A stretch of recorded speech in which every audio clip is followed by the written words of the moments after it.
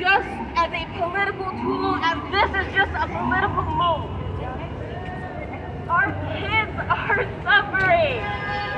Their education is suffering. I teach Regents classes. What is happening with standardized testing? How can we still move forward with that this year? We need to do better. Our students deserve better. Our families, the parents, they all deserve better. Yes.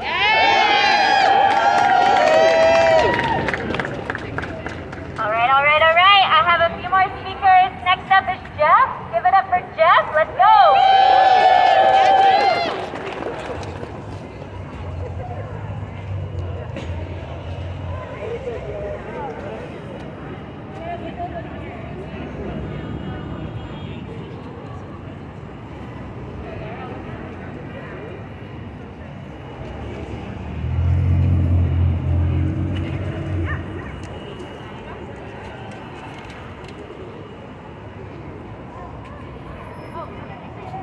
Technical difficulties.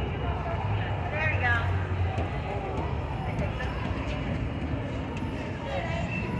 Who keeps us safe? We keep us safe. Who keeps us safe? We keep us safe. Who keeps us safe? We keep us safe.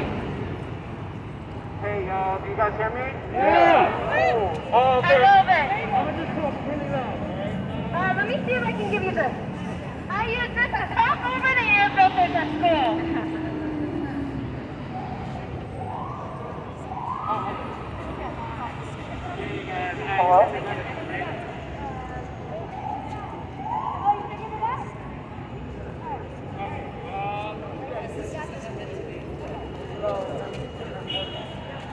Let's get a cheer. Thank you for coming today.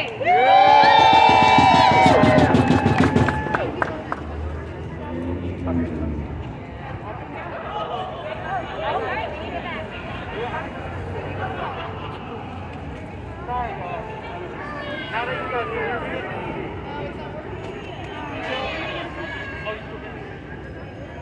Testing.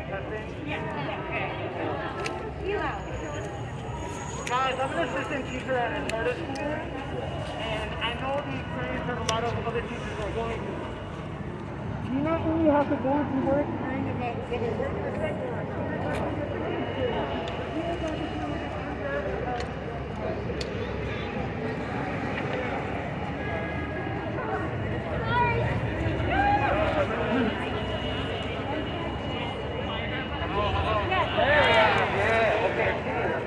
Alright guys, I'm an assistant teacher at a charter school, and I have experienced firsthand what any of you are going through.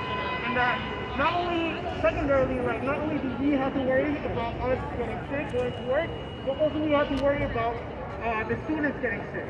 I'm seeing countless kids get sick because the school and the state is adamantly resolving to stay open.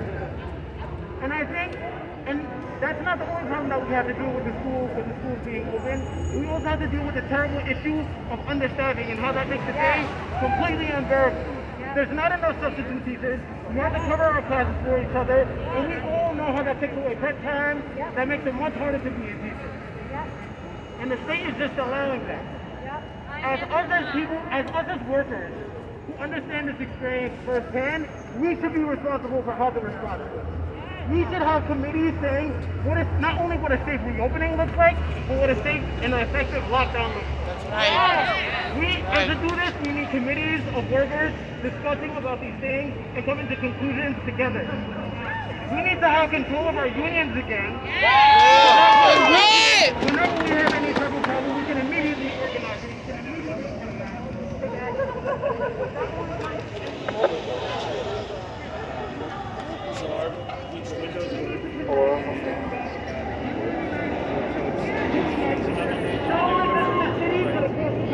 That's right. Somebody mentioned the Chicago Teachers Union. I thank you so much for that. Because we are not only here fighting for the teachers in New York City, we're also fighting for teachers out in Chicago. We're also fighting for teachers all over the country. So respect to everybody here. Let's keep fighting and let's try to expand this fight as much as possible.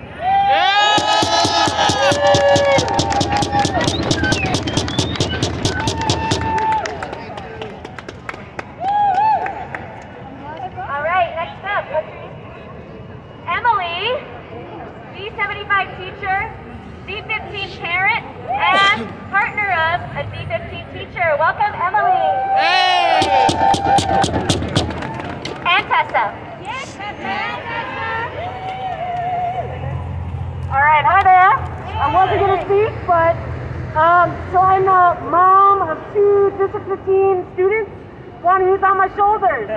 She's in 3K. We have no idea if our child's been exposed to COVID, ever. Nobody tests our child for COVID in a school, ever. The only way we can get her tested is to go wait in lines that will serve children ages 4 and under. Go to the health and hospital site. The day before Christmas, we spent 2 hours in the pouring rain waiting to get a test for our child. We send her to school. We send our 8-year-old to school. Our 8-year-old is terrified of being sent back to remote learning. Right there. Take it. That's me.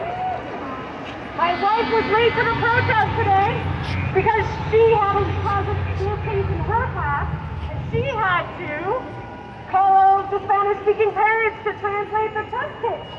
They didn't have instructions. I work in District 75. I work in a self-contained location, but I also work in a shared location.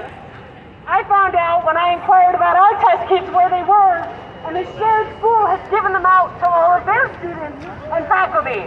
So on Monday, I did not receive a test kit. We still have not received masks.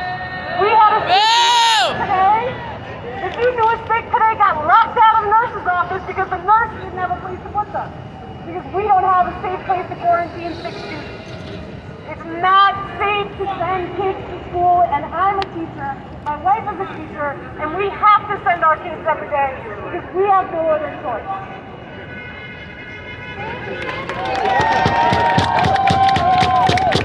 All right, thank you.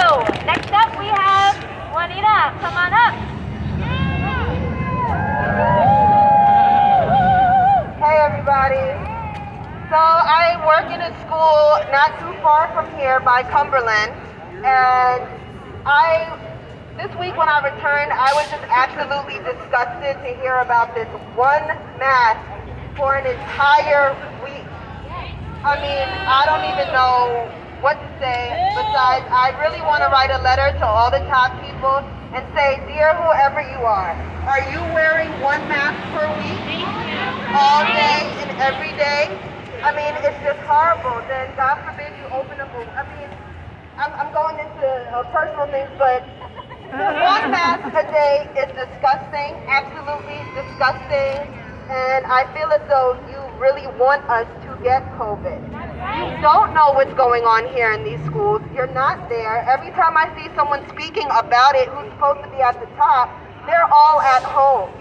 So if you're all at home, why aren't we all at home? You know that it's not safe at work, so how could it be safe at school with adolescents that we're supposed to be teaching knowledge to? Also, what about our underprivileged schools? At high-risk locations in schools have higher risk of catching COVID, so what are we doing there? What sense does that make? So I just believe that if we all just try our best, I'm going to put some of these flyers at my job around different places, and I just really think we absolutely have to come together and make noise. If we do not make them uncomfortable, they will stay there on virtual, making all these things, collecting all their humongous checks for idiotic decisions. I don't understand how a paycheck could be so large, but then the decisions that you're making are so poor. I don't understand this. This is millions of dollars here that these people are getting, and they're putting us all at risk, and it just doesn't make sense. It doesn't. So please, let's all work together. Let's get as many people as we can. Thanks so much. Have a good one. All right, we've got 2 more speakers, and then we're going to close it out. Next up is Daphna. Daphna, are you ready? All right. Come on. And who's with us? And Edie.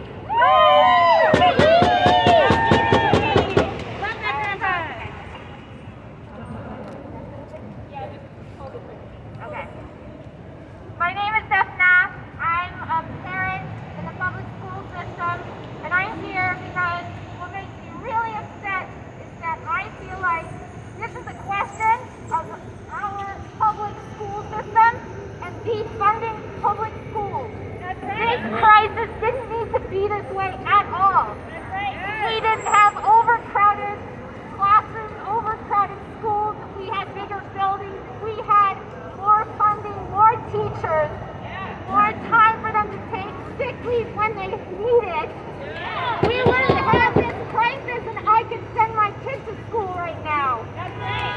feel safe to send her to school. I don't feel like she's safe or cared about.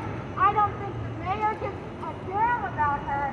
And I'm here with teachers because I feel like enough is enough, and if we let them, they will just stop funding our schools entirely. But this is our public school system. These are our schools, our classes, our children, our teachers. And it's better.